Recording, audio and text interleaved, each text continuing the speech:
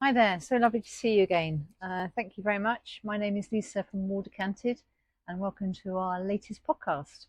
In this episode, we've got lots of exciting news. First of all, Linda has finished the Seine sweater, so she'll take you through that finished garment, which absolutely is stunning and was very, very popular at our latest show. I will then take you through the very first Decanted design, which is now called the Isla scarf. I'll share that with you, and I hope that you're going to like her. And then we're also going to take you through some findings from the Scottish Yarn Festival in Perth. But we're going to share with you what it's like from a vendor's point of view as opposed to a customer's point of view, so a slightly different viewpoint.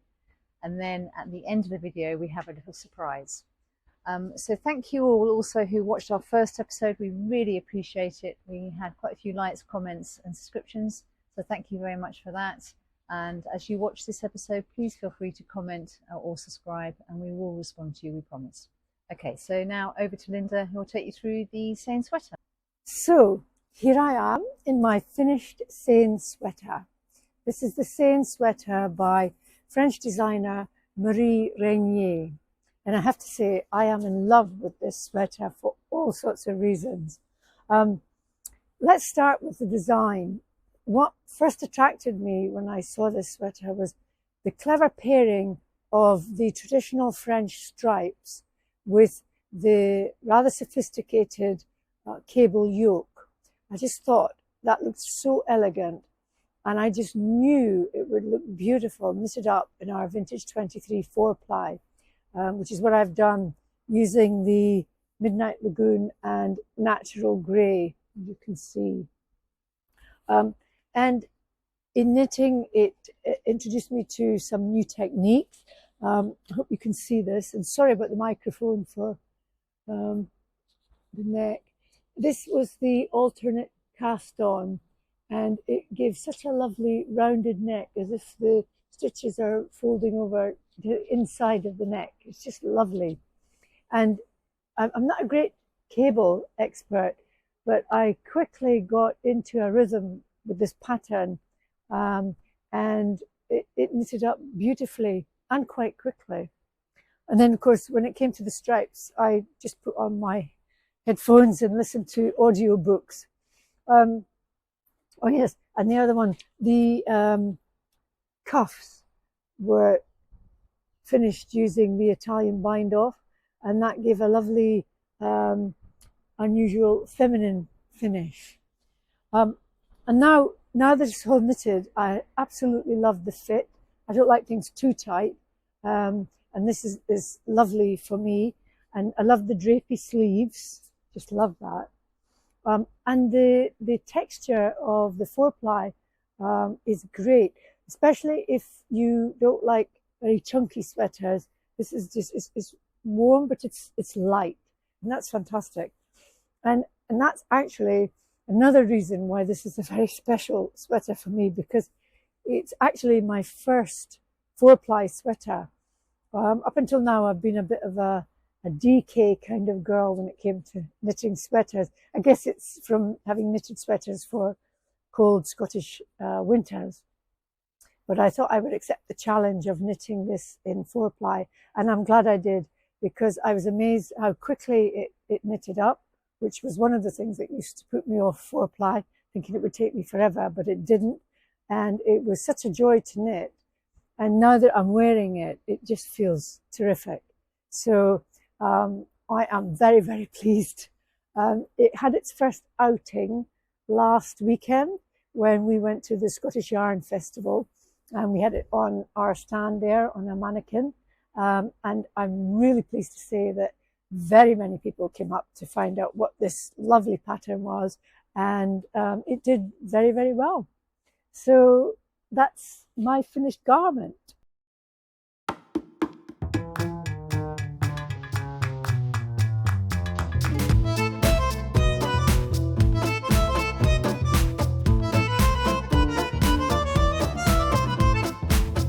Share with you our latest decanted design.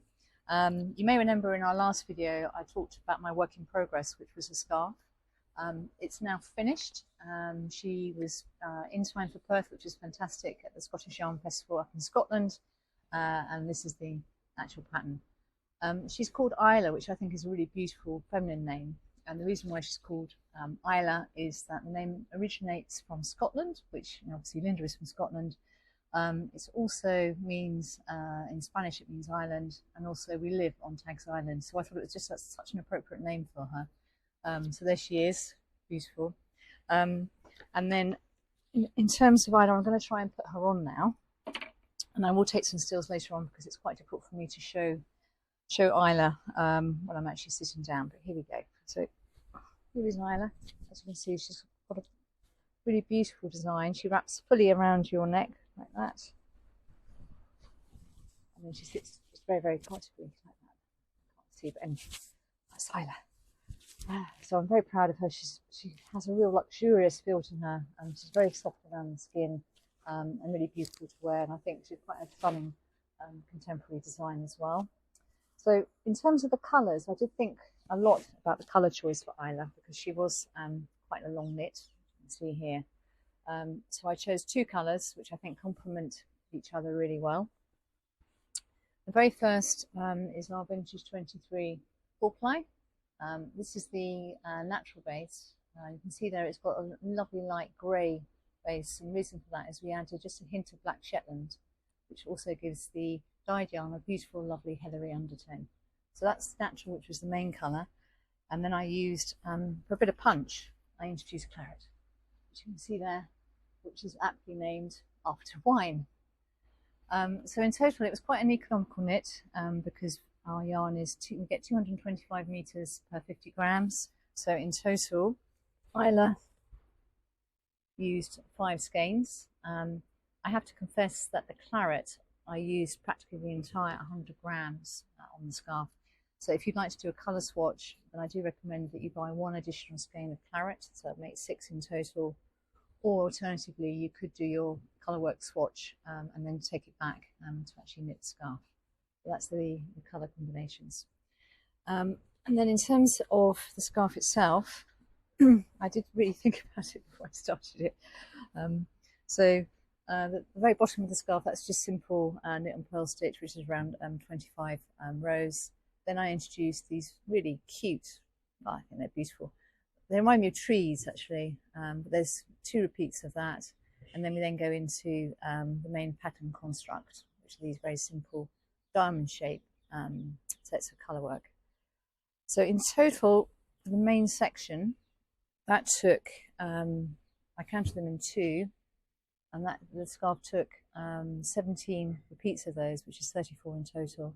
But the pattern is completely adaptable, so if you'd like to make it shorter or longer, it's really easy to do. And I'm fanatical about numbers, so I even know that to knit those 2 rows was below 5 grams of weight. So I've even got those type of weights for you as well. The scarf is, as I said, is in 4-ply. It's really light and airy, but it also feels, when you wrap it around your neck, light and airy, but really, really cozy, and will be fantastic, I think, during the winter. It certainly keep me warm. And it's a scarf I hope, well, I think is very contemporary. I think it will last for a very long time, will never go out of fashion. And it's something that I hope both your family and friends will comment on, just in terms of how beautiful it is and how lovely it sits as well. So yeah, I'm very pleased with it actually. It took me around 2 months to knit, which for me is quite a long project, but I'm not the fastest of knitters, and I probably spent about 2 to 3 hours per day knitting Isla with a little week's holiday in between. I use secular needles, which I find really easy to do, easy to use, and they were 3.5 needles throughout, and it's a really easy pattern to follow because these sections here are just basic repeats. So when you've done 2 or 3 of them, you get into the rhythm of the knit, and it becomes much faster as you go. So that's Isla. So I thought also it'd be quite nice to share with you some potential colour combinations. So I'm just going to show you some different skeins because obviously I can't knit up loads and loads of different colour combinations, but I shall show you what I think would look also really nice in Isla. So the first is using the natural base still, introducing Midnight Lagoon, sort of a claret. It's like a very classic colour. would look absolutely beautiful. Staying with the natural, also think the bottle green would also look lovely. And all these colours are quite autumnal as well, so look lovely in winter too. And then I thought, which has proved very popular with the Betty Shawlette actually, these two colour combinations, which is the Storm and Island Dusk. So that gives you more of like a very feminine looking scarf, I think. And then very finally, and I think these colours really do have punch, quite bold as well. But this would be the claret with the lazy hazy. So really beautiful colour combinations. So next up for me, I am actually thinking of creating or designing a cowl, so a much shorter knit for me than Isla, and I think I will probably select these two colours as well, just so that you can actually see what they look like knitted up. So as you know, we are an incredibly small business, and we're very, very, very passionate about British wool. And what we like to do is choose designs which we think would work really, really well with our yarn, but provide a contemporary look and finish to the actual garments. So if you have time, we would really appreciate a like, a comment, and a subscribe. It really does help our small business grow. It also helps us to keep motivated, because quite often we're sitting in front of a camera and it's quite hard looking to a camera when there's not somebody physically in front of you. So do like and subscribe, and we'd love to hear back from you. Thank you very much. Hi again, it's Lisa, just trying to be a model for Isla. So I thought I'd stand up just so you can actually see Isla in full. So she does drape beautifully around the neck here, and then she's got this really lovely, beautiful drape as well. So lovely and snug for the winter, keep you lovely and warm, and also I think she's just such a beautiful contemporary design that will last a lifetime. So I hope I've passed the modelling test. Please comment and let me know.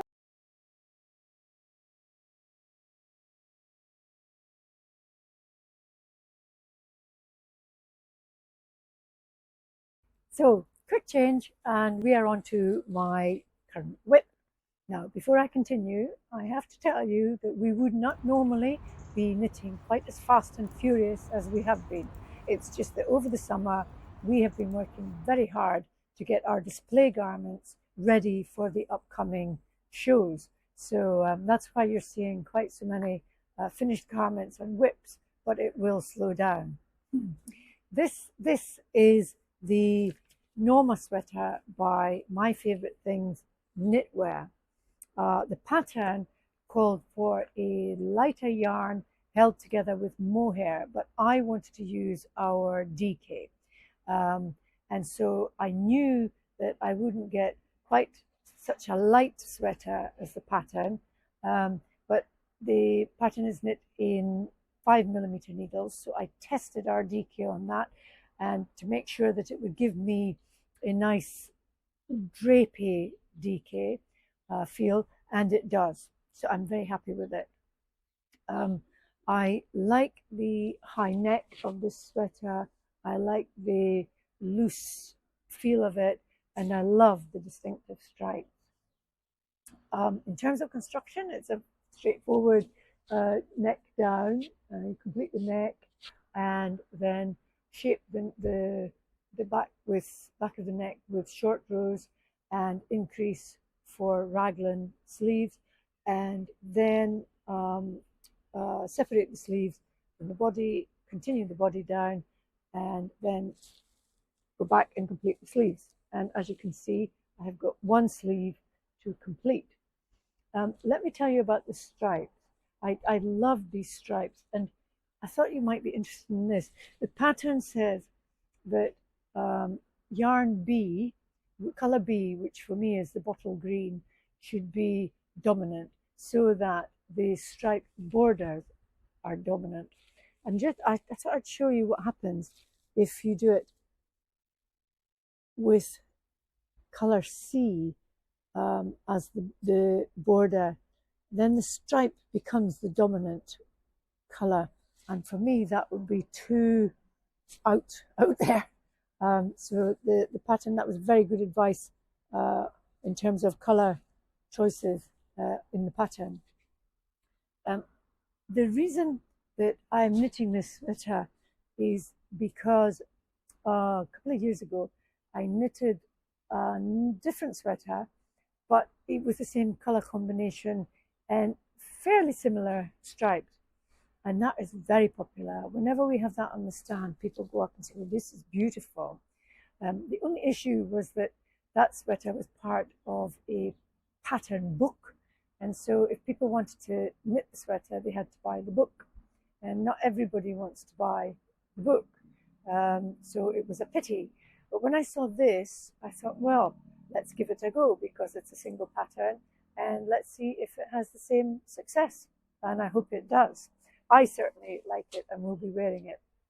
So this is the Norma sweater by My Favorite Things Knitwear, and I will have that sleeve complete before our October shows, and we will put it up on the website and we'll let you know when it's up there, and hopefully you'll like it too.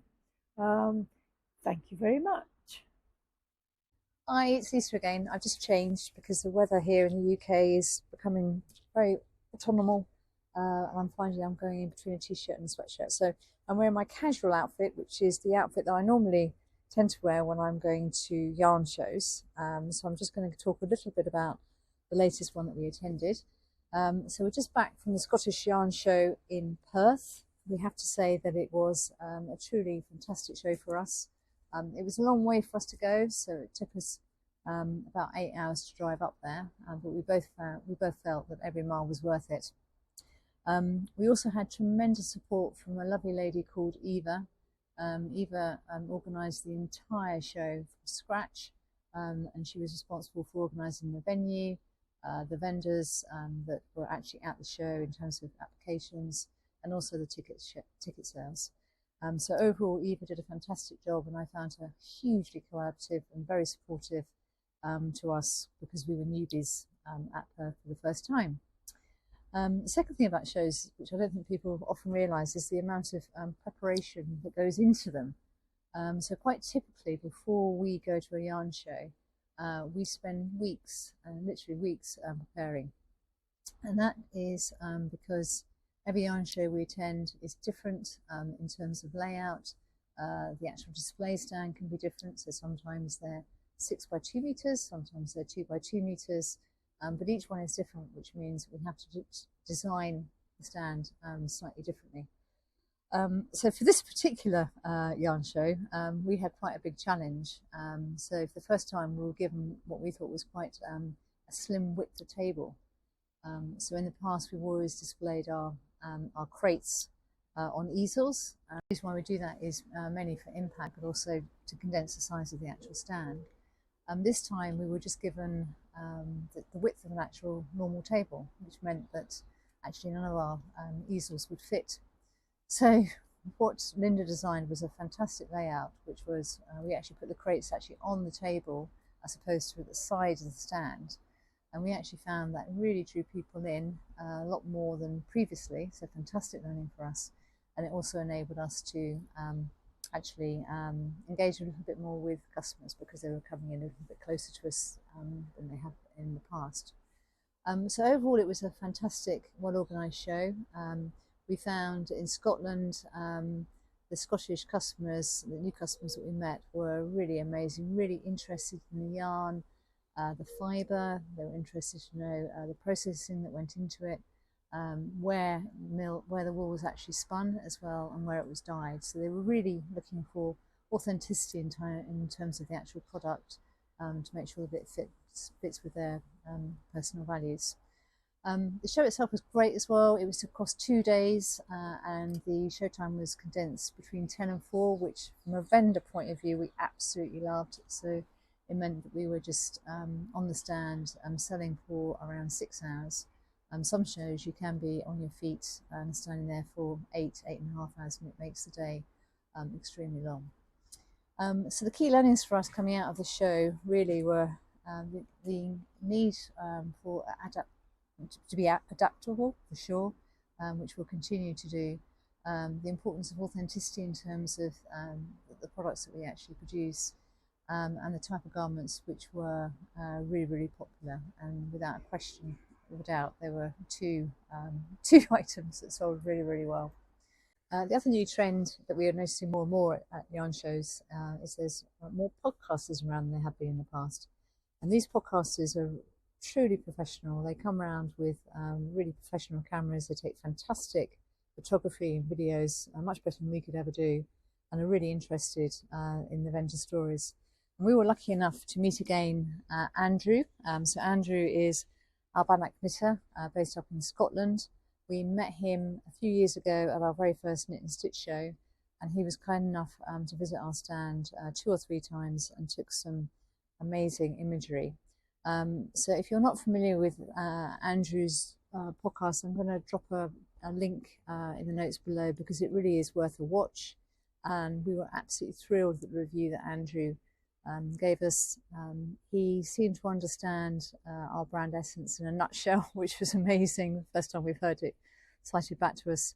And it's all about our name, Decanted, which is all about encouraging makers to celebrate the provenance of the yarn, so you know exactly what's in the fibre, where it was processed, where it was dyed, and who did the labelling. So overall, a really fantastic show. We really, really enjoyed it. Long way to go, but definitely worth the miles. And it was such a delight to meet so many new customers, and we appreciated everyone spending a bit of time on our stand. So in the next section, I'm going to show you a little bit of behind the scenes. So I took quite a lot of I took some photographs of what you will see when we arrive at a show. So quite typically when you enter the venue, obviously the venues are brand new, but quite typically your stand is obviously an empty table and a couple of chairs. And our job is then obviously to design that stand to make it look as gorgeous as possible. So in total, it took us just over 2.5 hours from scratch, from the bare table to the finished stand, which we were really pleased with. And we hope that you like the results. So that's all from me. Thank you so much for watching. We really do appreciate, I'm going to say again, any please comment, because we will respond back to you, and any subscription would really help our small business grow and also make us motivated and willing to do more. So thanks again for watching. Take care, and we'll see you very soon. Thank you. Bye.